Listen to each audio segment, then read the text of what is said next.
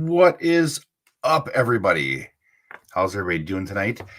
Yes, we are going to interrupt this regularly scheduled program. We're here an hour early tonight, and Dave will be joining us. He's running a little behind, which is totally fine. Let's just chime off into the chat real quick and say hey to Fortnite. Charles, Teal Mike, Toy Geekosaurus, Ingram, Josh Brown, woo, Pendergast, Spike. What up, guys? Oh, I'll be here. It's yes, it's taking my normal time slot, but it's for a good cause. We're here to do all of the yes, overtime pay, exactly. We're here tonight to do what we like to do, we love to do. We're here to talk toys, but more importantly, we're here tonight to try and help some new friends out with their Kickstarters. So let's go ahead and introduce our guests. We have Dave from MONSTORS, and we have Brandon from 9to5 Warriors. So I'm gonna turn it over to you guys and just kind of let you guys tell us what you got going on, where you're at, and what more you need. And because I know a lot of these guys in the chat are real good about coming up with some pretty awesome ideas for things. And so, yeah. Hit it off, Dave. No, you. I was gonna say you. I reset it. Dang it! I was like, I've been doing so many of these. I feel like you're fresh. You just gotta, No, literally just give I'm with you. No, it's fun, man. It's cool going on with one, like we were just talking before the show went live. Brandon and I met last year at DesignerCon. I think that was the first time we met. And he was, I didn't know who he was. And he came up to my booth. We were talking about it. And then he turned around. He had on this backpack and he had your Wave 1 9to5 Warriors hanging out. And it was like, I was like, what is so this thing? Cool. It was genius because you didn't have a booth, so you made like a guerrilla style mobile. Yeah, I remember that. You had the tape guy just like hanging off the side. I'm like, what is going on? Dude, genius. That's one. I felt like that's why I immediately connected with you, is because you like, I don't have a booth, but I'm gonna bring the booth with me. And I was even thinking about like, how do I bring MONSTORS with me to future cons if I don't have a booth? And I'm totally gonna steal. So I'm gonna make some sort of backpack and have all of them hanging onto it. And so I'm stealing your idea. That's what you do. You steal great ideas from smart people. Inspire. Make sure you work with Duarte as well. With who? Ryan created this. My bad. Duarte. I'm gonna do that. Yeah. So yeah, you got your Wave 2 Kickstarter. You're what, 9 days in, like a weekend? Where are you? Yeah, a full week since yesterday. Yeah, full weekend. So Series 2 is up. Super stoked about that. I have revealed practically my entire lineup. Now it's almost like 2 years ago through Big Bad Toy Store, and that's how I got the Wave 1 through. And yeah, at that time it was honestly an experiment. I had 10 characters, and everyone's like, "That's crazy." Just like you start with 2, maybe 3. I was like, I know, but like I just got excited as a creator working with different artists and bringing one prototype to life. I'm sure you kind of experience the same. Can't just have one MONSTOR, and then you have 2. And you're like, can I squeeze in the 3rd? Probably, and somehow I ended up with 10. 10's a lot. That was if I knew you were doing that, I'd be like, all right, Brandon, I know, calm down, make it 3 or 4 max. 10 is insane, but it's cool though. I mean, worst case scenario, if things don't work out, this is how I approach it with MONSTORS, and you have your own toys. You know what I mean? It's like, well, I made them for me, and everything else is kind of a bonus. So absolutely, the dreams are already fulfilled in that regard. Like, it's been a blessing to like. I started this project 12 years ago. At this point, granted, there was an 8-year hiatus of like I gave up back then, but when I wanted to create a toy line, I kind of just thought like, what made the toys that I'm surrounded with now and I still continue to collect today like so special. And like, to me, I just rooted it down to storyline, and I just really felt that the best toys had the best stories, and that's what like kind of you'd watch on TV or read in a comic book, but after the show is over, or after you finish a comic book, you expand the universe and take the adventures in your own hands with the toys. So literally 2012-ish, I started there. I created like the comic book, trading cards, all the stuff that I can quickly Google on how to make because the toys seemed like such a like forever fever dream kind of thing. Like I'll get there one day. So it's honestly super surreal that I got to this point. And Brandon, what's your full-time job? Like, what do you do? What's your 9 to 5 that you're, because this was obviously not your full-time when you started doing it, right? It's like, what were you doing? And then what would you have to pause on to do this? What was your jam? So I come from a video background. So screenwriting and like just storytelling in general is my kind of forte. That's hence why I really believe in storytelling. Awesome. So, 9 to 5 is actually the creative output of doing video edits and filming and all that fun stuff. Cool. How about you? I know you worked in the toy business, so had to be. Yeah, I mean, I've been fortunate. I've been working toy industry adjacent and high-end collectibles. Like I hate saying that as if they're better. They're not better. They're just more expensive. And they're heavier. They're heavy. High-end collectibles. As I'm sipping my fine boxed wine, But I've been working 18 years in consumer products, like at Gentle Giant, Sideshow, and last four and a half years at Tweeterhead as their creative director. So I've been working on statues. But a lot of people are like, oh, you do statues, you can do toys. And like, there's some overlap in terms of like design and sculpt. But then when it comes to the whole production thing is completely different. Like the idea of like molding and casting and MOQs is about where it begins and ends in terms of the same thing. You know what I mean? But like the idea of molding and cast is even completely different because with resin, because it's a hard product, you have soft molds. So you do silicone molds usually, which is infinitely cheaper. And then with toys, because plastics are softer, you have to go steel tooling, which is crazy expensive as you learn. People, I think some people know of that. I don't think they really know it until they do it. And then when you do it, I think some people see these Kickstarters and they're like, oh, that guy got rich on this Kickstarter. But it's like breaking even at 120. The Chinese factories getting a chunk of that. Dude, not everybody can be Todd McFarlane. No.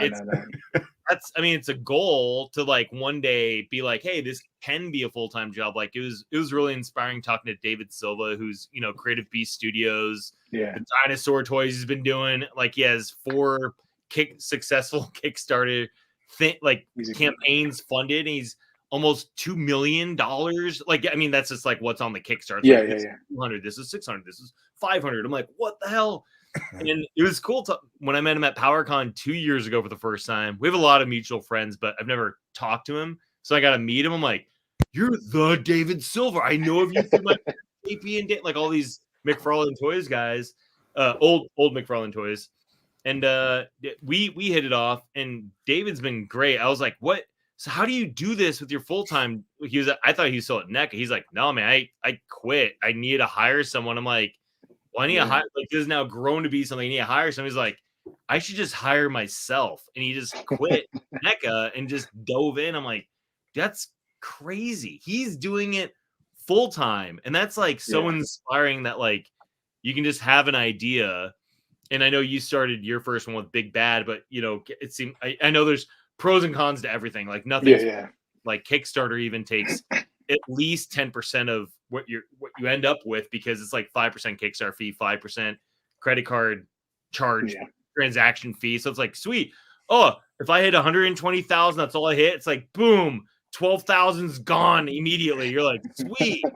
And then you're like, man, I worked hard for that. Yeah, I worked super hard. And then it's like the end of the year. You're like, oh man, if I don't spend this money as soon as I can, the government's going to tax it all. So you have to like, hey, factory, give me your invoice so I can give you money so I don't get taxed on it. It's like, there's so much to this stuff you just don't know until you do it. Even if someone tells you like, oh, this is what's going to happen. You don't know until you do it. No, until you do it. And I remember my I had a Kickstarter back in 2021 when I finally, found a way to kind of get my hands around the idea of making a toy. I'm like, all right, let me try it. and I actually failed that one. And I'm so grateful that it failed because it was in November and it ended in December, and I realized exactly that. Like, if I get all this money right now, I'm gonna get taxed hard. So like, it was a kind of blessing in disguise. I'm like, thank God I dodged that bullet. Yeah, that's like nobody does November Kickstarters anymore. I know, man. And I pushed, like, I was honestly, obviously, we had like a whole freaking. Has been like a nonstop Kickstarter route, and I did line mine up to be after your original date, Dave, because I know you pushed it back, and then once you pushed it back, I was like, oh shit, we're gonna be back to back at this point. But yeah, when I launched in September 25th, I was like, I need to launch before November because it's going to be holiday season. Game over. Yeah. What up, Dave? Between. Yo, dude, sorry. Oh, hey, what up, man? Yeah. Sorry, I didn't mean to interrupt. Yeah, son's soccer you? game, and my eyeball's still tweaking. So, figured this is just easier than instead of looking like I'm winking at you guys the entire stream. I love it. It would make me feel like Rockstar Dave. This is sewer surfing, Dave.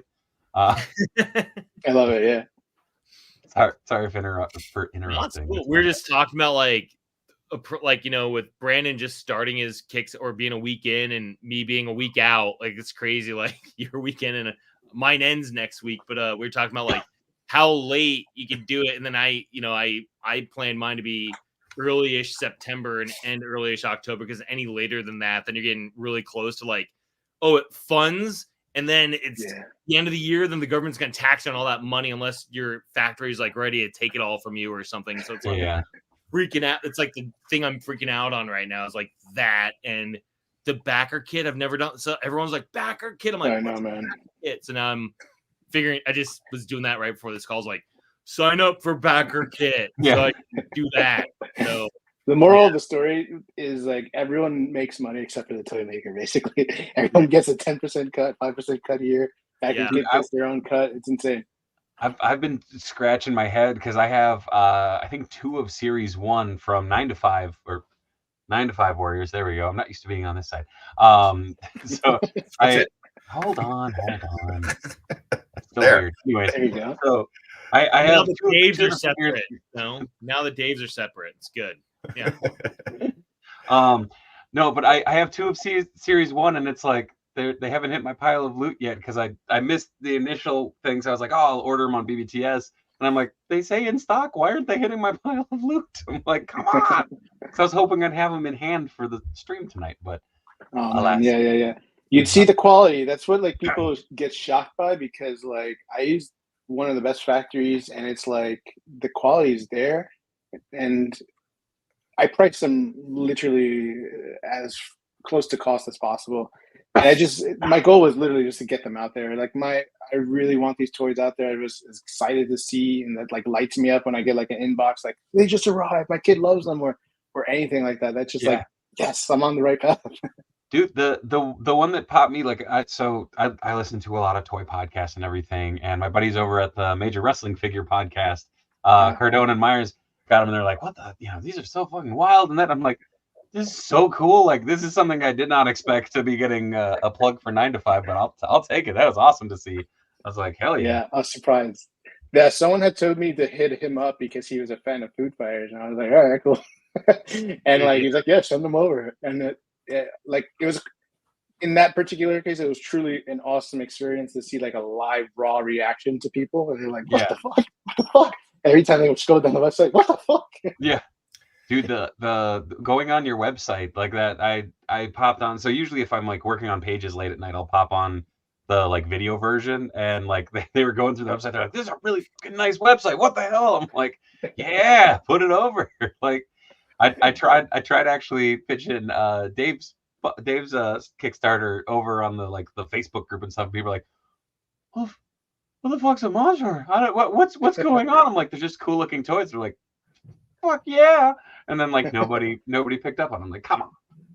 Like, that's what's awesome about your designs. They just pop, man. Like that's what dropped me. Like, you should see his setup in DesignerCon. I don't even think you had one signage, but like my eyes went straight to the Scorpion, like those bright fucking colors. I was like, yo, what is this? When's it coming out? Can I buy it? I'm a presentation Nazi when it comes to like conventions and stuff. Like some people like I get blown away with how people organize, and I get it. It's like there's an art to it, and then there's experience. But I remember when I was getting ready to do my first convention, I was at I remember I was the first convention I ever went to was right out of college. I went to San Diego Comic-Con with my portfolio trying to get jobs. It was like 2004, and I remember the sideshow booth had these. This is way before I worked there, but they had these huge banners. It just had Dr. Doom's face on it. You could see it from like across convention center, and it clearly said sideshow. I'm like, note to self: if I ever do a banner, make it read from across the room. So my first banner I ever made for this thing I had called Satellite Soda, I took a piece of art and just blew it up and had to be clear. Like I made it so it could read like a business card. If that makes sense. Like if it read like a business card, it'd be a great banner. And then I'm also a tall guy. So I want to make sure my name was at the top. So if I'm standing, I'm not like blocking my banner. But with Monsters, I was trying to apply the same thing. I have my giant backdrop banner, but then for Monsters, I wanted them to pop. And it's weird with how small that they were. If there wasn't like a backdrop behind them on the table, they would get lost. I made that clean white with the Monsters logo at the top. And there's enough space I could put my figures in front of it so they'd pop against it. And you go by so many people's booths and just gets lost in the noise. And that anyone looking to do a convention, you just have to make sure your stuff like pops, whether it's color presentation. Like I've seen people like just put every single thing they have on a table, and it's just like noise. It's like, what am I even looking? You can't even process it. I also, Dave, I want to apologize. On last night's stream, my dyslexic ass, I went from Monsters to Monstros for some reason. I'm like, after the stream was done, I'm like, what happened? Okay. I did it tonight too. That's my bad. And you know what? I'm actually going to have to go in and readjust my pledge because you added the friggin' Keshi color. And like legit, this was my pickup yesterday. Just bag o' muscle. And I'm like, son of a gun. Like, I think, strangely enough. How much you get that score for? Huh? How much did you get that score for? So the cool thing was, shout out to my buddy Drew. I've been keeping an eye out for him for years, because he's been collecting Ultimate or Muscle specifically. Like he's really into the Knickerman stuff, and so these were just his doubles. And I went through and I was like, I had a picture of mine, the stuff that I had, and I was like, okay, I need these, and I had this like mount. I had this as a pile, and I'm like, oh yeah, I forget that you've been buying these for like years and years and years. I'm like, how much do you want for me? He's like, bro, I'll cut you a deal. And I won't say what it was, but it was a really good deal. It was a good deal. And of course I'm disassembling the studio right now, so I'm like, these get to just stay in this fucking bag for like about a month. Then I got to take them out. I bought a huge lot of Godzilla cashies, like from this one guy who sounded like from Sweden, who sounded like his whole collection. I'm like, I want those 3 lots. And they're like 3 huge bags. And same thing. I'm just like, I don't know what to do with these yet. So they're sitting in bags in a bin. And I hate it because I'm like, it's all the Godzilla cashies. Like it's like a complete set of them. Like, dang it, I know. I have like, I think I bought, what was it? Was it like 1, 2, 3, 4, 5. I think like 5 or 6 in a baggie from there's the guys, the Otaku America, the Kaiju Days guys. They do a lot of shows. They do King County.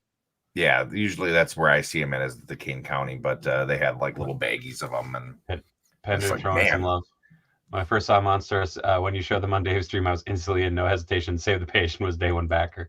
Oh, thanks. That's awesome. That's cool, man. It's been crazy because, and I get it. I've learned a lot about the toy community, but some people love their articulation, and if you don't have knees and elbows in your toys, they will. Oh, statue fail. I get it, but it's like, holy cow! It's like that's. But here's the crazy thing, though, right? Like you're making what you're making now. Who's not to say that in 5 waves down or something, you don't do like deluxe ones that you've made them. They're the same characters. You make them a little bit bigger and throw in some basic articulation, kind of like, like these guys, just elbows, knees, and whatever. And I mean, was, the sky's the limit, you know, Yeah, especially when it's your own IP and you don't have to answer to anybody. There we go. Thanks, Fortnite. Yeah. Fortnite. I almost want to call him Fortnite. Every time. Every time I like, fuck it up. And I've met Jared a couple times now, and I'm like, I'm just gonna call you Jared because I can't fuck that up. That was like on a stream yesterday. I was on. There's Mythic Dolphin kept coming up, and the way I read it, I'm like, Mythic Dolphin. Why Mythic Dolphin? And it's Mythic Dolphin. I'm like, I mean, Mythic Dolphin is almost better. Good old Mythic Dolphin, dude. I love it. Yes, I'm that way. I'm kind of an idiot with reading, you know. So it's just like words are hard, like monstros, you know, monstros. I keep misspelling it every time. I'm like, fucking monsters or monsters. Dude, Google hates me. If you try and Google monsters, it's like, oh, you meant monsters. Here's all the. I'm like, no, and you have to click that one little button. It's like, I really meant it spelled this way. I meant to misspell it. Yeah. Actually, the funny thing is Brandon, the other day, my old office manager that I used to work under at one of the graphics firms I was at, sends me a link to your Kickstarter and goes, dude, this looks like something you would really dig. And I go, funny story. The guy behind that's coming on my stream tomorrow, and he's like, no shit. Like he just awesome. It popped. I'm like, here we go. Like, found it. I asked him because he was just like, I saw it. He's a big Kickstarter dude. He does it for a lot of board games. So you must have been on the front page or something, because he is not a toy guy by any stretch of the imagination. So it was that cool thing of just like, it's always fun to get like links to toy stuff from non-collectors and stuff. People. Pendergast said big to Igo, a big thank you for being quick to answer my questions on the Kickstarter and super open with your answers. Oh, cool. I don't recognize that name, so they must use their real name on. It's always funny, like his Kickstarter. I think you have to use your real name. I don't think you can like, you don't get it. Whatever. So you're welcome, whoever you are, in real life with your real name, with your government name. Yeah, government issued. No. Also, I do want to really, really encourage, if you have not checked out either of these Kickstarters, they are linked in the video description below, so you can go hit them up, support these dudes. So make sure to go down, check it out. Oh, Pendergast says Tyler. Doesn't want to give me their last name. Yeah, I recognize it, Tyler. It's like, oh, Michael. Like Michael. Yeah. You know? Gerald. But been the board game, Brandon. But what like, kick. Oh. Yeah. Oh, sorry. I was just saying, hey. Oh, damn. Be safe, man. Be safe. Oh yeah. No, man. That's fucked. I can't believe it hasn't been really covered. Like, I know so many people are affected right now. It's like, fuck. Insane, dude. Well, they're talking. There's two more trekking right on the same path, basically. Yeah, on the war path. Hopefully everything works out. Sending good vibes to JB. So real quick, I gotta say, Brandon, I love the battle bits. Thank you, man. Holy moly, is that absolutely brilliant? It just makes so much sense, and it's awesome. I mean, thank you.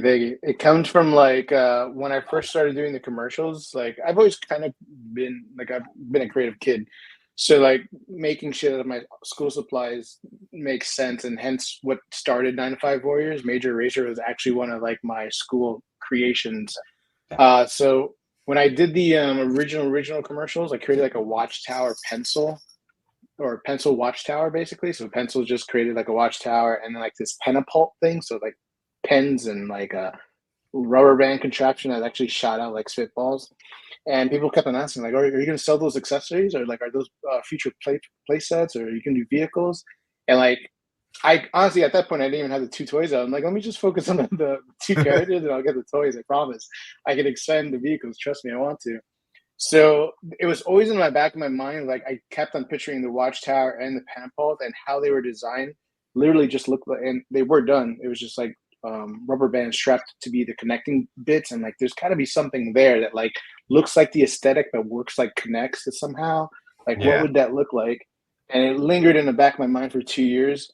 And went to Toy Fair, and I met these two amazing like mechanical engineer students that went to Toy Fair too, looking for jobs. It totally makes sense to go out there with your resume because employees could possibly It have works. But they were like looking to get into the toy industry. I was working at the Plunderlings booth, helping them out. And then when I dropped, oh yeah, I also have a toy line, 9to5 Warriors. You're like, what? 9to5 Warriors? Holy shit! I love that line. Awesome. And they're like, they show such enthusiasm, and they invited me to lunch. We got to talking, and it turns out they're like passionate about building Legos and types of connector bits. I'm like, you guys are like perfect. Like, let me tell you about this pitch. And I presented them, you know, the document and all this little things of how I thought it could work. And we hired him around like December, and like within a month, like they came out with this through multiple revisions and whatnot. But like this came out so perfect. And for those, like the ramble, for those that don't know what it is, basically allows you to create your own like vehicles. Where's my camera? There you go. Oh, here we go. Hold on. Boink. Create your own vehicles using literally stapler looking things. So in this case, 2 pencils would go in, and imagine multiple pencils basically, and you can create a platform like this. So if you have another pencil bit, you can do another one. And I'm gonna butcher these obviously because you should probably just go to like your local IKEA and just steal all their little golf pencils. Yeah, or the dollar store is the best place to go. So imagine these are longer. This could be like the IKEA, platform stop for listening. the platform for a watchtower, or it could be the joints for the side of a vehicle. There's foot pegs for the characters to stand on that also connect to pencils or pens. These are the prototypes, so they're fragile, like 3D printed. But imagine them having like some flex, so you can actually fit thicker circumferences. These connect to tape rolls, so they can be kind of like wheels or even propellers. There's little slits. So like it's a modular system where the possibilities are truly endless. And I let them just play with it. Like I'd like, okay, these are kind of the bits I think can work. Because we did an audit on like different pencils, pens, all these types of things, and as well as an audit on connects and Legos and certain connectors that made sense in that world.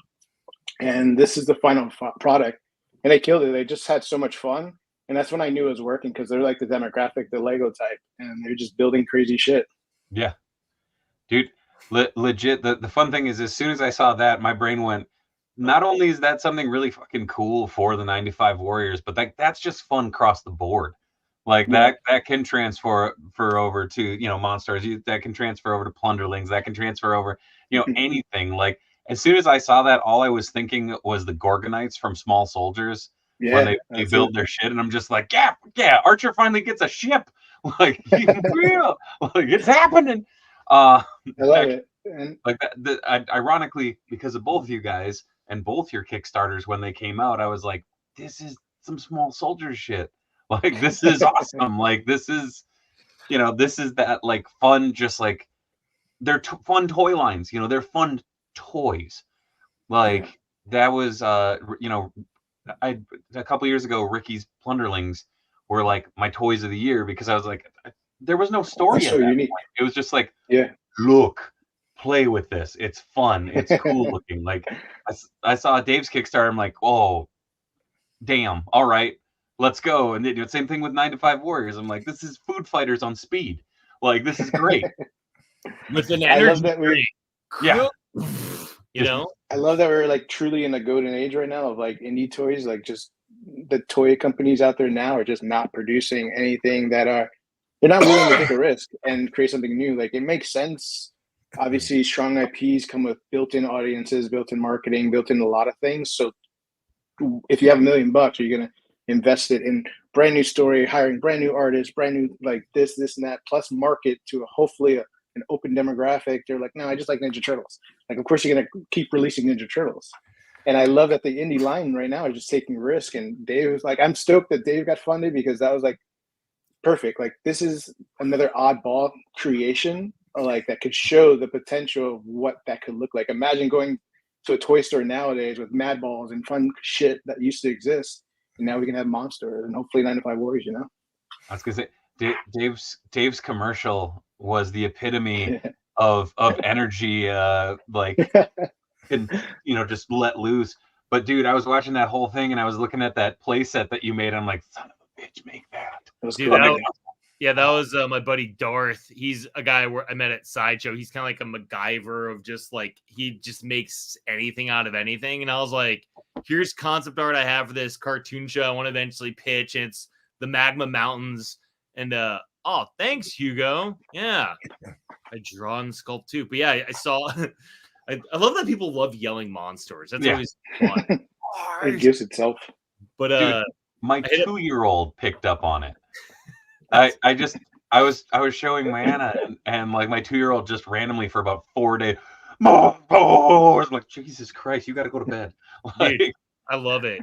That gives me like a buddy of mine. He's a higher up person at a video game company, and he was texting me. He's like, dude, my kid watched your video 3 times a day, and I thought he meant the toy commercial, but he was watching the talking head video for Kickstarter, and he got a video of his kid in the car, like just secretly. So he got the audio of his kid mimicking me doing all the monsters, blah, blah, blah, blah, blah, blah. You know, I was like, this kid like it was just awesome. Then other people are like, dude, my friend's kid saw the toy commercial. Now they want the toy. I'm like, yeah, you know, like it's you know, like I know Brandon was, you know, it's been making all his awesome videos too. I feel like that just helps people feel like there's a connection to them instead of just being like, here are these toys. It's about like us getting, as the creators, getting in front and talking and sharing our experience and talking about the team that we work with. And the toy commercials are just like that extra cherry on top that takes a lot of time and effort and money things, but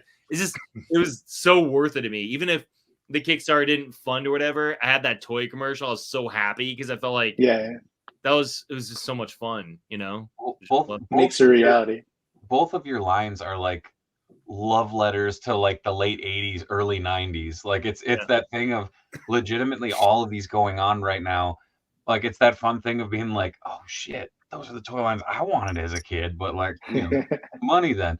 Now I still don't have money, but you know, I can kickstart it.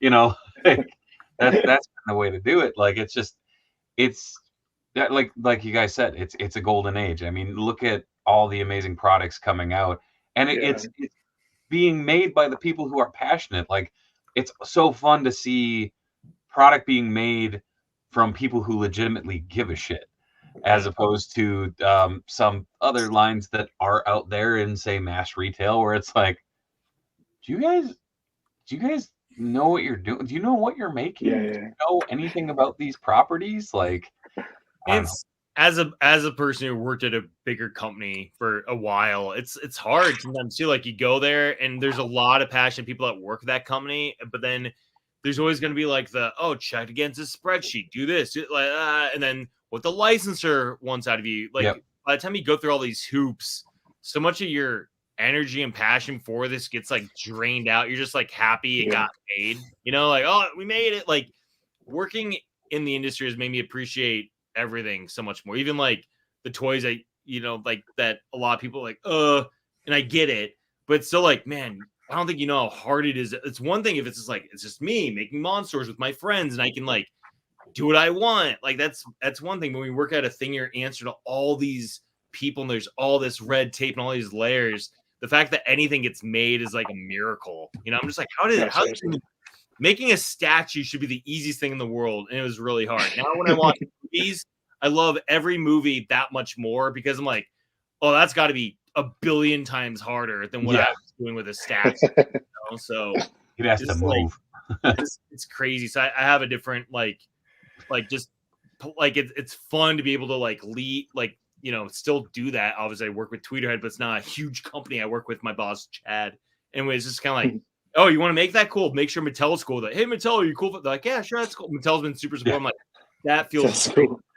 Work on your own shit. Like, so that's a very unique scenario where it's like a smaller company with a big brand and they're very supportive. That's like a golden egg scenario. But a lot of these places, I can only imagine like working at Hasbro and dealing with like the 80 tiers of executives above the creatives, or I just want to make a transformer, like tough shit, bottom line. You're just like, eat that dick. Just my dog just left. So I was gonna say Stormy came down. It was just like, my dog wants to get out too. What's going on with the dogs? My dog is like gnawing to get out. Go ahead.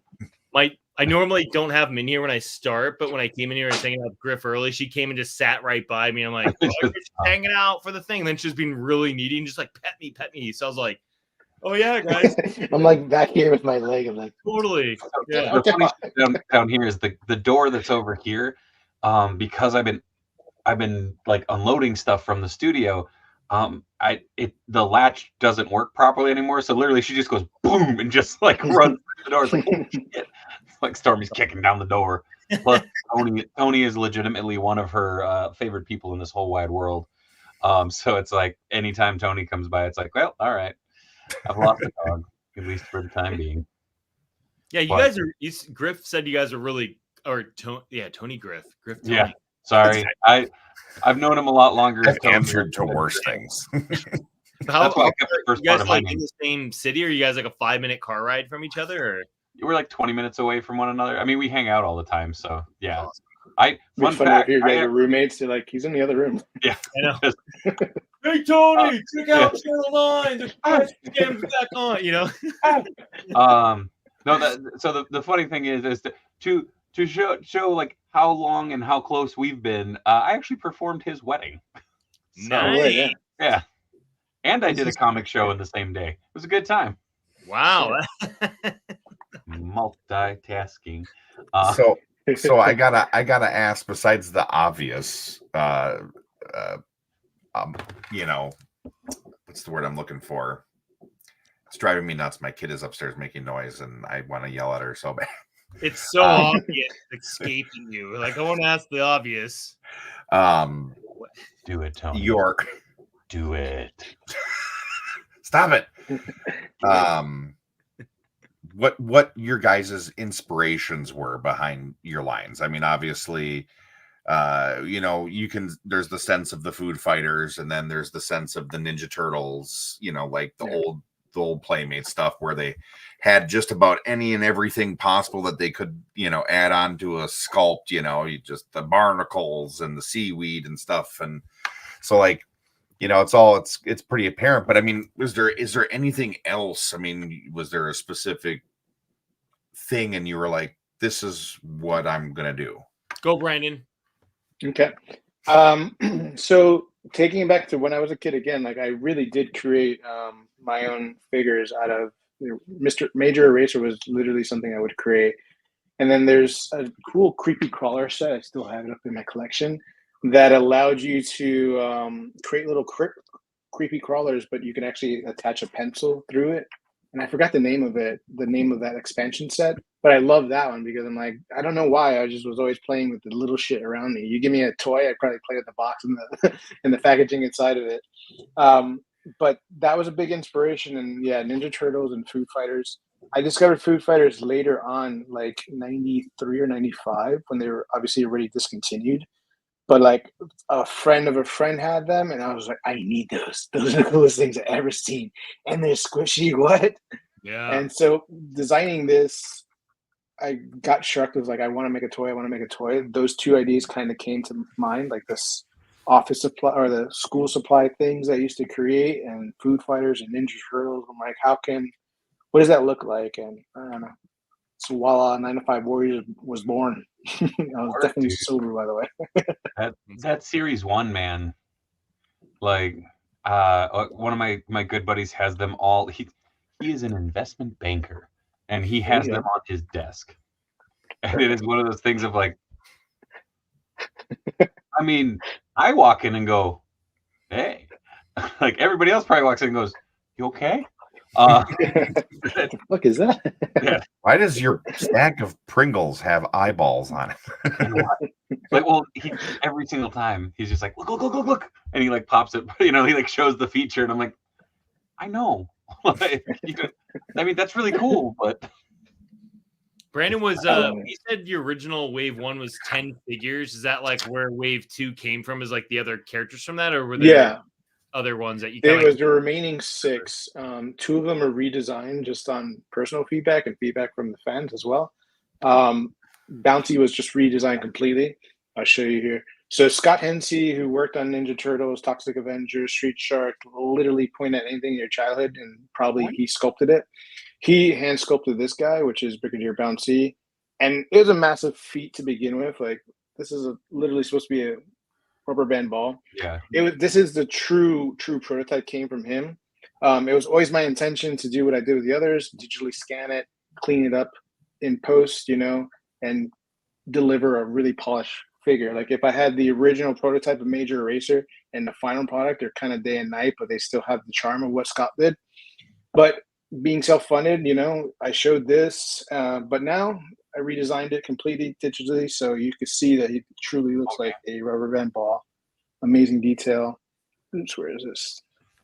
And yeah, so Seba from Planetary Dog Toys, well known for the Plutterlings line, sculpted these and 5 other characters. So he did Comet. Sorry. He did Corporal Can. I got some of these guys over here. Corporal Can is all completely digital. So there's a Peanuts, which are awesome. Excited to do expansion packs. It was cool. Like, honestly, Scott Hensey did Major Eraser and Colonel Custard originally. And then again, I digitally scanned them, brought them over to Seba. And so Seba ended up like changing expression and bringing Colonel Custard to life. So again, what Scott produced and the end product was kind of amazing just to see. What I retained from him was like the imperfections, the handheld feel, and what I think he brings to all his toys that he produces. And then through the digital realm, like, I was able to polish it and make it more modern to meet the expectations of fans, That's dope. Yeah, fans are picky. Fans are picky, as we found out. They have opinions on things. Strong. Yeah, I'm with you. The articulation class. I just know, like, it's funny. Like, I don't buy something for articulation, but I understand the importance to it. So, like, I just know that's not my demographic. I'm not going to try it. But here's something. Go for it. If you want to get into the weird world of cool, odd toys, I'm here for you. But if not, I totally respect your decision. Don't bash me in the comments, bro. Have you considered doing almost like a Mr. Potato Head kit for making like your own? I'm down for that. Actual eraser. I like if it was a specific character that theme could fit in, that'd be genius. And then, like, literally could be a Spud Potato that we recreate a new monstrous Mr. Potato. I've always been a fan, like a purist. I'm weird. Like, I never switched around my Ninja Turtle weapons, even though I loved Bread and I hated Raphael's size, but I wanted Leonardo's like katanas. I never, as a kid, like switched it, even though I could have. It's my own world. I just never did it. It was like, these are the rules, these are the characters. And so 1 or 2 ideas originally was like, okay, they mix and match things. I'm just like a purist. So like, I didn't want to put, eraser arms on a donut and whatnot, but the options are there. Technically you kind of can, but not advertised as you could.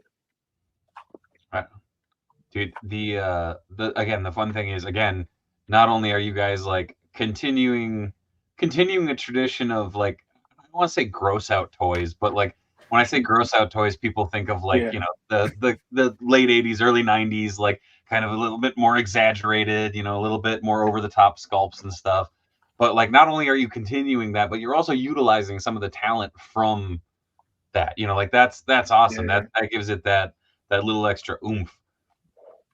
Scott came up with the idea. Well, I gave him the task for Commodore Chris. Like, that was the original pitch. I'm like, all right, we got to think about this. There's a character I have. He's the Pringles. The idea is he's unstacks. Maybe we can use magnets. Maybe his arms and limbs pop off. Maybe there's something like, what can we come up with? And the simplicity in the design is what's so genius, because I would have never thought of it. It's just literally clicks in together, and there's sculpts made into it, and like, that's why he's like the best seller. I'm like, that's genius. Like, it comes from his Happy Meal toy experience producing these very simplistic but intricate designs that I don't know. Scott's it was such a dream to work with him, and like, I hope to work with him in the future. Dude, it's that the devil's in the details. Like, same thing with your figs, Dave. Like, I've been sitting there just ogling like the up close pictures like that you've been posting, and like the renders and stuff like that. Like, that's been so fun to watch. And like just kind of stare at, for lack of a better term. That's like, I'm not gonna lie, I'm in for like the base 2, and then I was like, oh, you got the just solid like the transparent or the blue and the green. Like I was just like, yeah, okay, I want those. And then you're like, oh, we're gonna do Pesci. I'm like, am I just gonna buy a bunch of unpainted figures? Because I'm quickly approaching that for my budget. But I'm like, damn it. Yeah, it was sorry, I felt like I'm like, what was I just gonna say? And I brain farted like hard, just like welcome to my world. Yeah, like what Brandon was talking about, like with work with Scott. I've known of Scott for a long time. He's a great, like goes way back. I know a lot of guys that used to work with him. My first job at Gentle Giant Studios, I worked with a bunch of ex-Varner studio guys. So like Eddie Mosqueda Jr. I worked with directly, and his dad was like Varner's, I think, original partner, like first sculptor he ever worked with. Phil Ramirez is a buddy of mine, and first project he worked on, he was 19 years old. He worked on the Ninja Turtle toys there at Varner. Like, it's kind of crazy, like getting to know those guys and seeing like the rad plastic book, and I'm like, I know those guys. I know Russ Vossler. Like I worked with Soldier. I didn't even know he worked on Ninja Turtle. Like it was like, what is this even? But yeah, it's cool. Like, you know, it's great seeing a lot of those guys learn digital. Like Phil made the jump. He loves traditional and did digital. Some guys refuse to. I don't know what Scott's stance is on digital. I refuse to. Yeah, it's unfortunate because Scott's a genius, and it's like just like you're just limiting yourself. Unless he's like, I saved up, I'm retired, I'm just doing this for fun. He's able to. That's cool. But there's some artists I know in my circle, and they just like refuse to learn it. And I'm like, it's fun. I don't know. I'm not saying you have to abandon traditional. Yeah.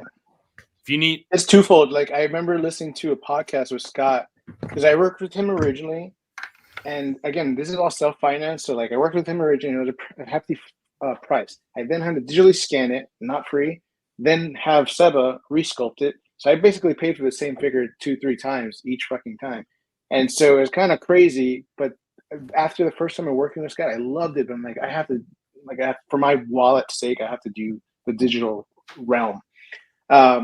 And then I heard him talking about why he didn't, transition. And I just felt for it because I kind of feel the same. I'm behind a computer all day. And to be able to touch something with your hands and create something from your hands, like there is a special feeling. And like he admits that like work is super slow because he hasn't made the ship. Yeah. Damn it. I went back with Scott, and that's when we actually created like Commodore Chris and the rest of the line. So it's twofold because I agree with you. I wish he was more updated because it's not cheap and it's not efficient, and clearly when you work with hand sculpt, it's not finished. Like it's just the start. It depends on who you work. There's a lot of traditional, like, I mean, I work with Paul Komoda, and he did these guys and super sculpting for me, and they're like absolutely, oh my god, that's sick. You know what that Next is level. And this is this is super sculpty. This guy's insane now. I mean, he's not looking forward to doing more of this kind of work. He's not like, oh man, I love sculpting crazy small, super detailed things, but people do it. It's just a matter of like, some people can get to a point, and that's a style. Like the Shiflett brothers are two of my favorite artists in the world, and all their stuff's rough, but that's like their thing. They go for like Frank Frazetta, but in sculpture, and like Frank Frazetta is like everyone's favorite, but when you really look close to his art, like a lot of it's just kind of like I don't know what this is, but I'm just gonna paint something that looks cool, and like, oh, it looks cool. Then you really look at the details, you're like, oh yeah, he did not know he was doing this one part thing, Yeah, Josh, you gotta hit up Ed Bradley, man. Ed's supposed to be painting them for you. But yeah, some traditional guys can go crazy. Like Joe Jung is a buddy of mine. He worked at Varner, and I met him at Gentle Giant. And the detail he can put, he goes like clay to junk mold to wax sculpture, and it's insane detail. But the shortcoming or the pros and cons to both, because when you go traditional, you get sculpt and boom, you have it. Digital, you sculpt it, and it's in the computer until you get it 3D printed. And there's a process for that. I mean, and go ahead. It's the same thing in comics right now. There's a lot of the old guard that won't go digital. Like, and it's it's like pulling teeth sometimes, and it's like, man, you could still be working on a monthly book if you just were willing to fuck around with an iPad or a Cintiq. You know what I mean? I know, yeah. Like, 100%. And I know with having some friends that work in comics, like a lot of them stay traditional so they can sell original pages, because it's like, or covers. That's a huge part of their income, so I get that. But if you're trying to like crank out books, like digital can speed things up quite a bit. You know, for sure. Yeah. Is this So that's like there's nothing that's like a perfect answer. You know, like even digital, you have to worry about like the 3D print. Oh, does it need any cleanup? I'll have to do engineer. Oh, it looked this way in the computer. Then when you're holding it, like, oh, this doesn't balance that well. Like I thought it balanced, but now it doesn't balance. And then you go back, edit it. So there's like pros and cons to both, you know. But that was my experience, because like I'm relearning digital sculpting, because once this is all done in here, I'm gonna have my printer and stuff set back up, and I want to be able to run stuff off. And I was like, all right, cool. So I did a digital sculpt of Tony, because I was like, I already got my head that I'm selling, for the marathon streams and stuff.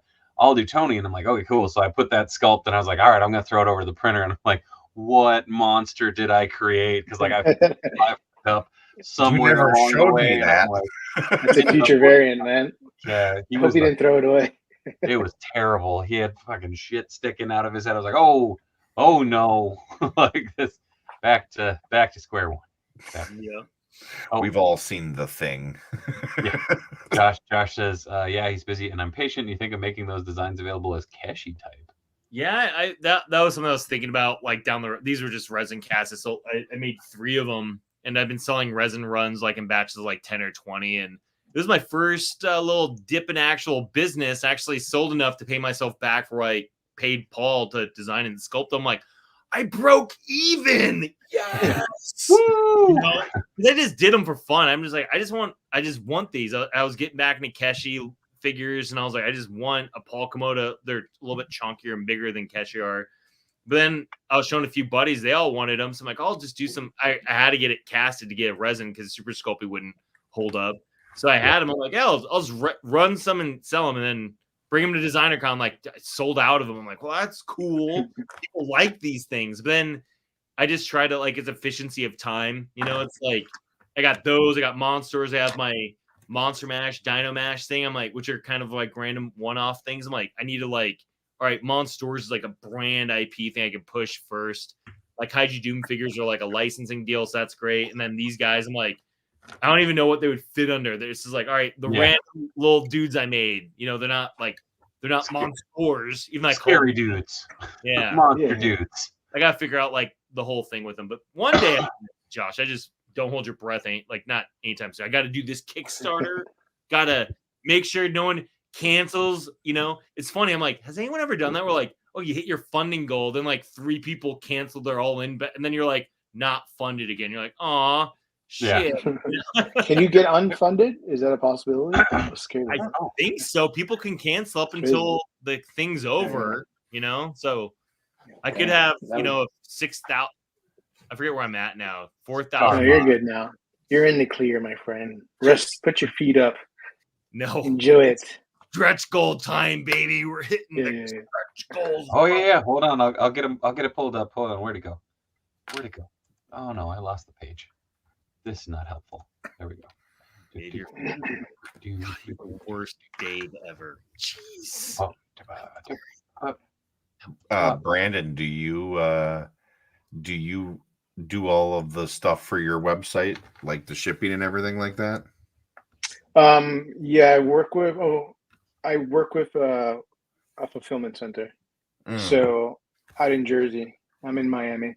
I did fulfillment for like the comics and certain things at first, and then I learned I can't keep making like 20 trips a day to the post office, and you realize you actually have a really good discount with the fulfillment. Like, so it kind of works out. It's more expensive, but they handle it really well, and I have to have anyone complain about it. Like when I'm selling card backs, like especially to my demographic, they have to be perfectly straight. And it can't be a corner fucking dog-eared, like I'll get a refund or something like that. So it has to be handled with care, packed with care, and yeah. I was going to say, which is funny because I may or may not have just bought the your whatever you have the crisps, the opener one that you have on there. I was like, so that one is because Dave, I wish you the best of luck. Like I said, the stress never stopped from this moment. It's like the stress of like, will I make the goal? Will I make the goal? Then the next stress is like, will the factory fuck up? Will the factory fuck up? Oh, I know. The shipment comes, and then the QC, like you'll lose sleep for the rest of your life at this point. So my only QC issue, thank on God, like knock on wood still, it sucks that the factory freaking knew about it, and I warned them, is that their machine that like clamps the bubble down, like a good chunk of them just did not clamp properly. So like it's a perfectly good card, perfectly good figure, and it just opens up. It's actually a perfect opener. You'll probably see it. Like it probably will fall off perfectly, and you'll have a perfectly clean backer. So it's kind of like a most ideal situation, but I couldn't sell that, and then I got a shitload of them. So I'm like, all right, opener sell, and that was making lemonade out of lemons. But that was a shocker because damn, man, like I was not expecting that. Yeah, I was thinking about a way around the worrying about people who want to keep them in the box, and I thought I might just get them all and just drop kick them all and be like, "This is how you're getting them." So, like each and every one's this way. It's each one's individual. Each one's unique. If you want to keep it in the box, here's a piece of paper with it on there. You can hang it on your wall and admire You're just it. in Ziploc bags when you get them. This is going to be a bag of parts in a Ziploc bag. You just charge extra. You can have a COA for kicked ass versions. Like it'd be perfect. Like, yeah. This is I Survived the Pit version number 2. Yeah. There's one artist at Comic-Con, I forgot which one it was, but he had an art of book, and when he was selling them, he would sign them for someone, then he would not bend it, but he would just like and then just give it to them. So he's like, these are meant to be looked at, not like, oh, and he just did that with every single one. And he told people that before. It wasn't like they gave him his money and they fucked it up, and he's like, here's your fucking book. But he's like, hey, look, oh, you want one? And he would like do that because he wanted people to like have it out, flip through it. And I'm like, that's kind of cool. It makes it unique, you know. It's a little aggressive, but yeah. Let me do it at home on my own time. Fuck your book up so you're forced to read it. Yeah. Read and look at these pictures. The one of the big things that's kind of been cracking me up is listening to people being like, "Oh, this is just a ripoff of this. This is just a ripoff of that." I'm like, no, there's a difference between ripping off and like an homage or like something that is like a loving reference to. And it's also kind of hard to rip off something that came out like 30 years ago. Like, if it was still on the shelves, it'd be one thing, but like it's tricky too. Well, 9to5, like I look at it, I'm like, this is the logical next steps for food fighters. Like this is in my defense, I had to give them an homage because if I didn't give them any reference, then I would have gotten shit for that as well. Yeah. So it's like I definitely mention them as a inspiration, but like I hold true to. It's like it's sad. It's just like literally anything that you make food related, you're going to be related to some food fighter reference. It's just like if you create any superhero from here on out, that's your original. Like if you some kid that's been grown up in a closet, he's going to draw like a guy with a cape. Everyone's like, "Oh, you stole that Superman, you stupid little kid." Yeah, and like it's just the idea of originality is really hard nowadays. This was the shot that on Dave's page where I'm like, there we go. Like that's literally everything I wanted to see. Like, yeah. I'm just how like, do they fit in there? How do they go in there? Just because again, it's that it is a specific type of figure, but it's unique in its own right. Like that's one of the most amazing things. Like is as much as people bitch because everybody will. It's like just shut up and enjoy the fucking amazing renaissance of toys we're in right now. Like just have fun. They're toys. Like we've come a long fucking way, guys. Like I feel bad because I just held up Odious. That's my bad. Random one. Like, hey, there we go. So cool. All the smalls. Love the smalls. Smalls. But I found like with when I was approaching MONSTORS, I was really looking at like not because there's some people like I forgot the guy's name, but he has this like, oh, I'm continuing Ninja Turtles and making up my own characters that work in the Ninja Turtles world. think it's Treasure Hunter or something like that. But Something like that. Shadowline. But yeah, it's like literally like, I want to make this guy. I'm gonna make this guy, and it's like following the exact DNA of like, oh, 1 foot's an animal, 1 foot's a shoe. Yeah. It's like, oh, it's got this thing. Oh, it comes with this thing. It's like very much like his continuation of Ninja Turtles, and that's totally cool. Like it's one thing, and then like what Brandon did, he went a step further and created like his own IP. Not like, oh, this is literally food in the Food Fighters universe. It's like, no, this is a huge part of my inspiration, and this is like this thing I want to do because it connects to this other thing from my childhood when I would like build things out of supplies. And so yeah, there's like a loose connection to Food Fighters, but it's not Food Fighters, like its own thing, and that's awesome. Oh no, go ahead. Sorry. No, you go. Oh, I was just gonna say my father-in-law of all people, who's not a toy person, I was talking to him about the stream tonight, and I showed him both your Kickstarter, and he saw the 9to5 Warriors ones, and he's like, I just want to make a fort out of a Trapper Keeper now. And I was like, shit, yeah. I'm like, I still got my Toronto Raptors one that's in the other room. Like, I keep my text forms in it. So, that's awesome. No one ever. That's the one thing I wish took off more. Like I was expecting, like, yes, I don't have the articulation, but the toy photographers, I was hoping only a few did. Like, just have fun with your actual real life environment. Like, throw them in the fridge or treat something. Like, you can literally have an endless amount of backdrops where it's not like you building it out of a dial. And then now with battle bits, you can actually add to that, your desk, your fridge, your cabinet, whatever. Like, that's what's the coolest part. But I haven't seen toy photographers take advantage of that. They'll take it, like, a simple photo. I'm like, oh, come on, man! Like, build something. I'm gonna have to do it. Sometimes you gotta lead the horse to water. You know? Man. Like you gotta be like, hey, it'd be helpful if, like, and because sometimes some people, they just do great. Hey, is that what up, Jamie Lynn? Jamie Lynn or Jamelin? Like Jam. I don't know. I've always said Jamie Lynn. I ain't been corrected yet, so probably Jamie. Jamelin's interesting.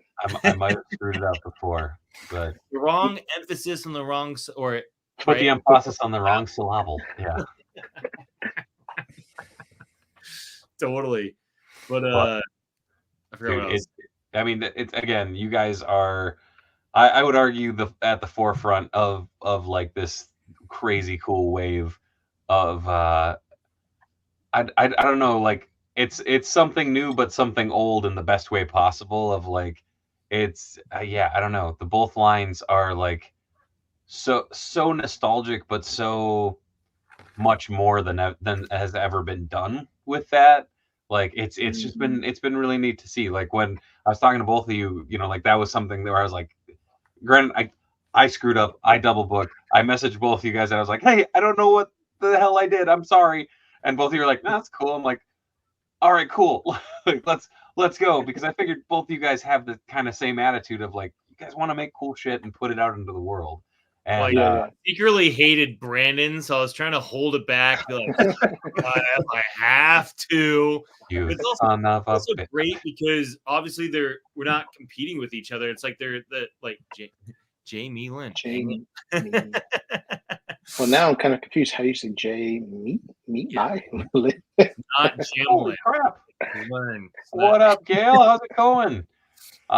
Check out Gail's Instagram, by the way. Fantastic toy photographer and a little bit of designer himself. He's so done with Monstors. No, I'm kidding. Mucinex Man. I think that was down for Monsters. Oh, now we really need 9to5 Mucinex Man figure. There we go. Down. Yeah, or what's so done with emergency, like, because you always like, oh, everyone at work's sick, I better have an emergency, like a vitamin like bomb. I like that. My mother lovingly refers to it as carpet bombing with vitamin C. It's like, oh, okay, because she mixes that into orange juice, and it's like I do the same. It's oddly enough, it's delicious. It's like, oh, there's just more citric acid. Jeff Brown says, yeah, you're funded now. We're over it. We do the emergency at work all the time. What is the fizzy one? Airborne? It's like it's like an Alka-Seltzer tablet that you like throw in and it They used to have the one that was like in the Q-tip that you would break, and it like the liquid would go, and you'd swab the inside of your nose, and then smell like oranges. No, yeah, Zyrtec. Yeah, that's it. Yeah, that's the nasty shit. My wife still uses that. I'm like, well, why? Nothing like a bump of vitamin C. Whoa! But, do it. Oh, not me, meh, like Millennium. Oh, I guess my mispronunciation is endearing, and that's my bad. Or was I pronouncing it? Now I'm just self-conscious about it. Yeah, I'm just not gonna say it out loud. Jay, just call him Jay. I don't know, man. Yeah, a lot of people when they meet me like, is it Igo or Ego? I just don't care. I mean, like it's Igo, but some people are like, hey, David Ego's on. I'm like, that's cool. Like I'm not like I met a guy and he went by Michael. I didn't know that. And I was like, hey, Mike. And he went, it's Michael. And he corrected me like in a stern, not like in a, Oh, there we go. JP. No, we're not moving on. We're sticking to this. Now the whole talk about well, it was good while it lasted. Moving on. But it's everyone like I think some people get like weird about it, and I've always just been like, dude, I don't care. And they're like, do you prefer Dave or David? I'm like, it's easier to say Dave, and I think David just sounds like you're mad at me. Like David, what did I do? Whenever my wife calls me David, I'm like, shit, what I do? Yeah, like I do. Yeah, yeah. Like pretty much everyone outside of my direct family calls me Dave. Like they always have. And it's that it's like but although I can tell when I met people, because it's like in elementary school, everybody called me David because that was like the name tag and all that shit. But like my really, really, really old friends, it's like, hey David, how's it going? And I'm like, hey, oh right, like got it. That's right. That is my name. Yeah. An extra syllable in there, you know. Easy. You have your name? All the D's. Anyways, it wasn't until I was like 19 years old, my parents were like, you should really start putting Anthony on all your official documents. And I'm like, what? Yeah. I don't even know how to spell Anthony. That's funny. That's a surprise. You guys have been calling me Tony for 17 and a half years. It's like every now and again, just to confuse the piss out of Tony, I'll be like, Anthony. He'll be like, huh? Into honey. Yeah, and honey. That just sounds like a. Never mind. That's it's a bedroom name. And honey, come here. Anyways, toys. Yeah, it got off topic real quick. That's my bad. Well, you know what? I don't know how much gas you guys got in the tank, but we can go as long as you'd like. But I do want to give you guys time just to like. Talk about your brands. I mean, we've been doing it already, but I kind of want to give you guys the floor just to talk, and I figure I can cut those up into some reels. So go, Brandon. All right. Go. Ooh. Boom. Damn, that's so much pressure. Like if you're gonna be fresh off the back. So basically, 9to5 Warriors is a 90s inspired toy line that aims to recapture the magic of the Saturday morning cartoon era. So like the premise started back in like 2012. I wanted to create a toy line with a rich storyline and deep characters. And so that's how it all began. I just started there and created comic books, trading cards, cereal boxes, fun stuff from the 90s and 80s that I loved growing up with. Even paper products like paper planes and paper tanks, because the idea of making a toy just seems so unfeasible. And cut to 2020, I think the pandemic hits. Shit hit the fan, and the toys that made us, I started binging and just got inspired again by that generation that just created toys for the sake of like creativity and fun. And that's what kind of led me on this journey. I ended up working with Scott Hensey, who hey guys, welcome to the oh, that's me. That's me again. There we go. It's the 9deception. Deception. So you're gonna have to edit that. So I worked with Scott Hensey to bring the first wave to life, and basically he's behind, Ninja Turtles, all the villains, Street Sharks, Exo Squad, Toxic Avengers, Happy Meal toys, you name it, he's probably done it, which is really cool and special for me to work with someone like that because it really did capture the magic of what I was trying to capture. And yeah, so here we are now with Wave 2. Super excited to get the rest of the lineup out. It's featuring 6 new characters as well as 2 new reveals and My excitement is Battle Bits, which will allow you to create your own accessories, vehicles, and all that good stuff out of your own. It's a BYOS. Bring your own supplies. There we go. Bring your own stuff.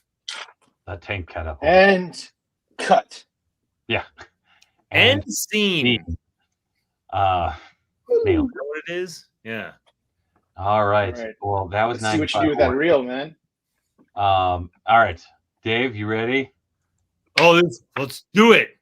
All right. Yeah. You're on the clock. Boom. All right. So MONSTORS is my love letter as well to like the 80s, 90s, like in between hybrid overlapping of the 80s, the extreme 90s, and it's just buff, beastly brawler bros mixing two animals onto a buff body. They're fighters. They brawl. They have their reasons. We'll talk about it soon. I haven't actually shared too much about the story, but there is a story. I promise. I'm not just saying this. I'm not lying to you. I wouldn't lie to you, but I would lie to you. That one person, and they know who they are. But yeah, I was looking at my toy collection. What don't I have that I want? What do I love? And then that's where the two animal hybrid on the buff body thing came from. And I just wanted these to be fun, vibrant pop. Like when you look at them, hopefully you think they're fun. When you hold them, you think they're fun. When you hear me talking about them, you think they're more fun. When you hear their names, they're silly and fun. Everything about this should be fun. You watch the toy commercial, you're gonna be like, what is this? I missed this when I was a kid. It's because it wasn't made yet. I just made that a couple months ago. So it's new. And I want to bring that feeling back, just like what Brandon was talking about. I want to bring that, what we had when we were growing up, to people now, whether you're an adult or a kid. They're for you.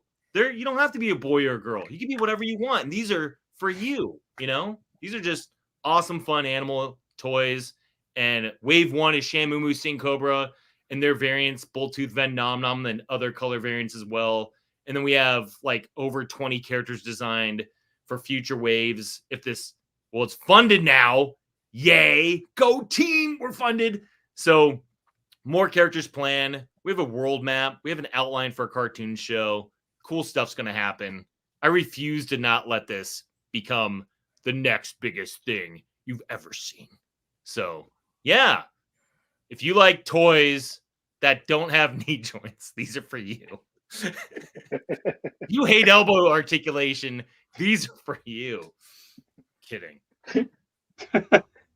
But I just realized without the audio, it looks like you are just cussing people out a lot of the time. So at some point, it kind of is lined up. Why is it so angry? Sure did, JP.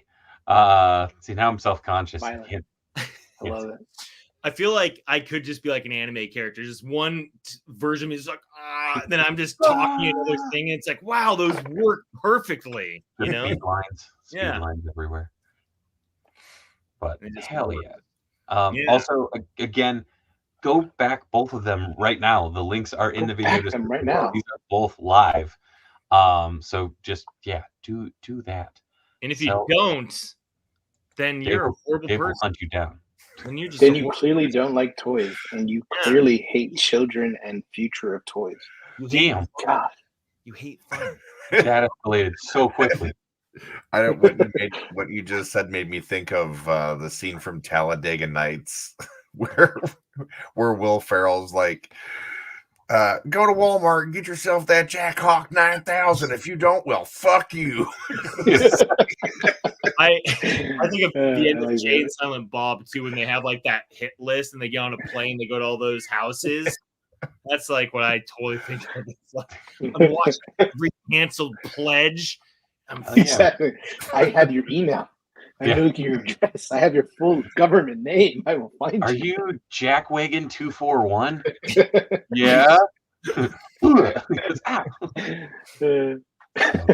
It should be fun. You know, like stuff should be fun. And even like, you know, with mine, something I really want to do too, like, you know, Brandon was talking about, like, we're not doing this because the goal is like, I want to get rich.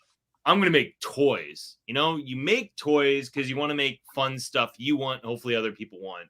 And I was very fortunate growing up where I had parents that could afford to get me toys as a kid. I had awesome Christmases as a kid. And I know a lot of kids out there are like aren't in the same situation. So that's why with my Kickstarter, there's also a donation tier where if like you're doing okay financially, but these toys might not be for you because you're articulation junkie, and I get it. You can buy a set for a discounted rate, and I donate it to children's hospitals or Toys for Tots or something. And then if I make any additional money from that tier, all that money will then go into additional donation sets. So that's amazing. Which is awesome. Guilt everyone into supporting this. Yeah. Do you want them yourself or you don't? The only people who should back this project is you don't like them and you're poor. That's and you're the exception. Everyone else, you're okay, be on the news.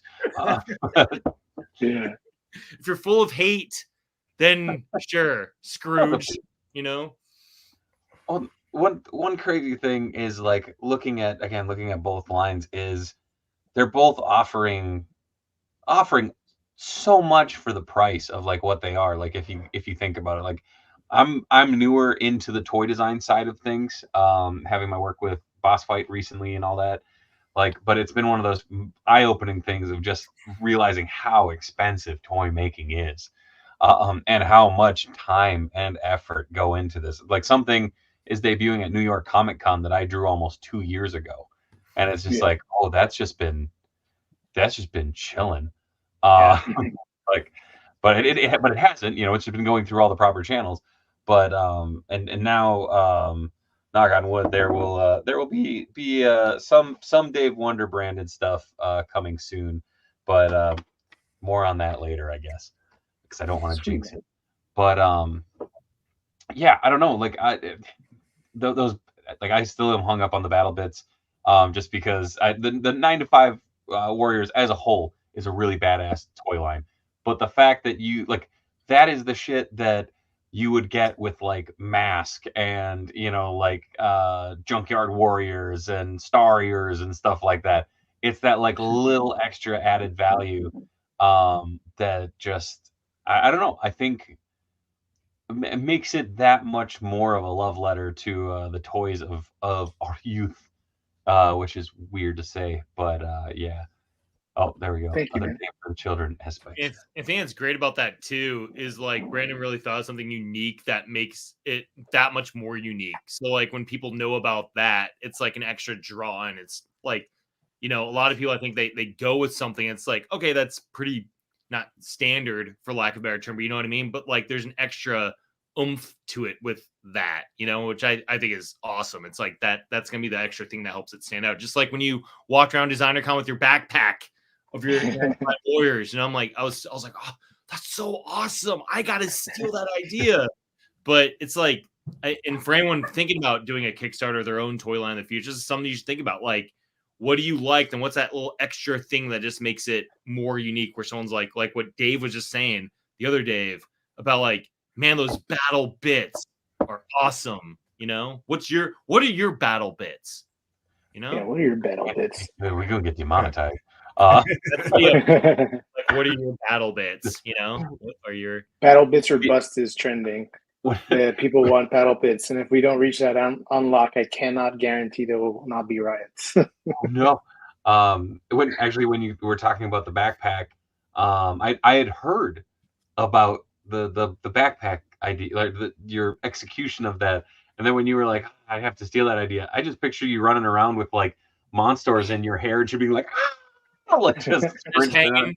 Yeah, just shrieking. You can make like a mini terrarium where the like each of them wherever they live, you know, like that's look up like pet carriers, and that's where you'll find your jam. And it's like, holy shit, that's kind of cool. I think I'm just gonna use my backpack that I have to carry all my shit around anyways. I'm just gonna glue them or have them hanging on like keychain style, you know, just like on carabiners. They're just be like, I want someone to want to grab them. They're like, what is this? And they pull them. I feel them tug my backpack. And I punch them in the face. Please. No, but when you punch them in the face, you have to go MONSTORS. Just or this. Or the kids. Ingram would like to add, don't show your battle bits in public. That can get you in trouble, you know. But I think I don't know. Like, what else do you guys want to talk about? I mean, we can, like I said, we can keep going. I know I'm just mentally like trying to run I'm off my game right now because I came in late to it. So We were really judging, and the chat was going crazy. Like, where's Dave? And I could read the whole chat. Dave. Yeah. Tony was like, well, we're just gonna sit here and not do anything. We just literally didn't do anything until he got here. So you Live. really held us up. It was really disappointing. What I get it. But Did he just blew himself up? Oh. Yeah, oh. Dang it. Quick, let's pick a topic. No, but I like what? Dave, don't like that. Dave's battle bits is dick bullets. That just without context, that doesn't make a lot of sense. I But, still owe someone a dick bullets drawing from the last time I was on here, and I was messing. It's Jason, right, from Brutal Realm. Is that his name? Yeah. I was messaging it. We became friends. I'm like, just so you know, I haven't forgotten. Just after this, because he knows what a Kickstarter is like. But I owe him a dick bullets drawing, which I'm really excited about. Well, when you finish, please forward it along. I'd love to see your rendition of some more bullets. Yeah. But I guess I just want to give you guys another chance to shill the living shit out of what you guys are doing. Tell people where they can find you, and then we'll wind it down, I guess. Cool. Go, Brandon. So, all right, Brandon. 9to5warriors.com. 9to5warriors.com. At 9to5warriors. 9to5warriors.com. It's like if you put in 9to5, they'll either find Dolly Parton or me. Lucky chances are I'm winning. You know, I'm starting to get up there. People are putting 9to5warriors first. I don't know if you guys watch Penguin, but he puts in 9to5warriors in the dash, and I blew up. Not kidding. Yeah, man. Like, whatever you guys have as far as questions, reach out to me personally. If you're looking to get into toy business, reach out, question me. I'm always an open book. When I first started, I DM'd my stupid questions to a lot of people and no one ever responded, so it was like frustrating. Yeah, I'm an open book, so give me a shot. As I like to say, fuck gatekeeping. All right. Yeah, it sucks. The chances are you won't be able to make one. You know, you got to really be passionate about it, period. Because if you're looking for money, then I'm just saying no. Yeah. But if it's something you truly want to build, I'll tell you all the difficulties. And if you're still really invested, then perfect. You'll envision it 2 years from now. You'll be on this stream going, why did I come on this stream? Speaking of gatekeeping, Dave, were you at Comic-Con when Colin Kaepernick was making the rounds? Everyone's stoked to see him. Then, like, right after he announced he's doing that comic book shit, it's like, what the fuck? Yes, that was one of those things where it was like, oh, hey, you know what? I really care about you. Okay, I'll see you later. Yeah. It's like, no. He's like, oh, gatekeeping is a thing in comics. It's like, not really. And it's just like for, people of color community, it's like, and then I'll have a ton of friends in that community, and probably a lot of people, you know, too. And they're like, the only gatekeeping, like, can you draw? Can you write? Then you can make a comic. Yeah. Like, what are you talking about? It's like collaboration, jackass. Yeah. Just like with toys. You can have an idea, sketch it out. Oh, you want to sculpt of it and you can't sculpt? Save some money, work with a sculptor. Like, anything is possible. Like, when people, I get like, I was getting in an argument with a buddy. He's like, you don't know how lucky you have it. You live in LA. There's tons of opportunity out there. I'm like, dude, I moved to LA. Like, you can close the door on yourself. You can or you can open it. And opening it, not saying everyone can like physically move, but get online, get to know people. Like Brandon said, reach out to people, hit people up, get on live streams, get to know people. And like, just like, Josh like kept showing up at all the conventions I was at. We became buds. No! Let's get the dogs out. It's the dog. Eat the mic. Eat the mic. I think is this the first time he's been on? This is the first time Thor's been on. Yes. Well, last time. There we go. I'm gonna steal that dog. Oh my god. Real quick. All right, I'm gonna toss it up to Dave real quick. Dave. What do you got? Tell the fine folks, man. Well, it's my turn. Hi, I'm Dave Igo, creator of MONSTORS. You can find us on Instagram at the MONSTORS, not MONSTORS, because someone else already had it. And that's same with Facebook. We're Facebook the MONSTORS.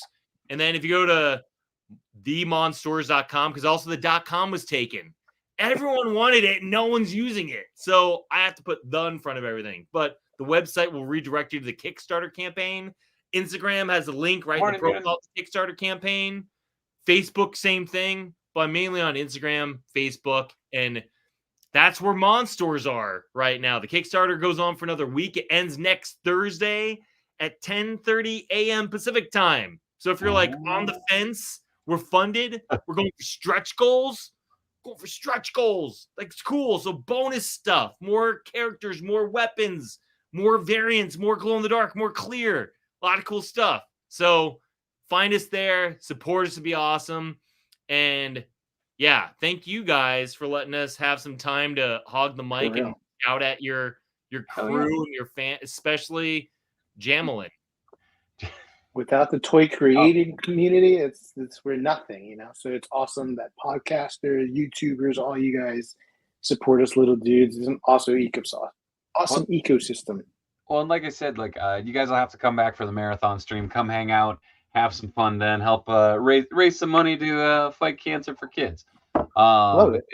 What date is that? Plug it. I am finalizing that right now. I believe it's going to be the Friday to Saturday, going like the first weekend in November. I'm trying to figure that out because I just found out there's 2 other shows that are that weekend, which throws off a bunch of other folks who were booked. Yep. So I'm trying to finalize a couple things right now. Yeah, but it'll be coming around. I'm the only one who has to be on for 24 hours. You guys can come and go as you please. I just get to slowly descend into madness. As it is called a bad idea for a good cause, but it's a damn fine time. We've already raised at this point. If you add in what's been raised so far by the COJ, we're at $23,500 raised for children's cancer treatment and research via Extra Life. So that's pretty fucking cool for just talking nerdy. Amazing. Love it. Yeah, come back, hang out, please stay in touch. If you guys want to come back on, doors always open.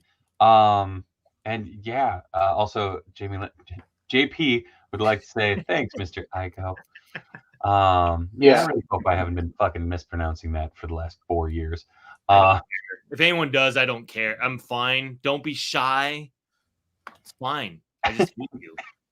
On that note, I got 21 days left in my Kickstarter, so I will be back and haunt everybody. Doors open, man. You know I got you. So Tony, awesome meeting you.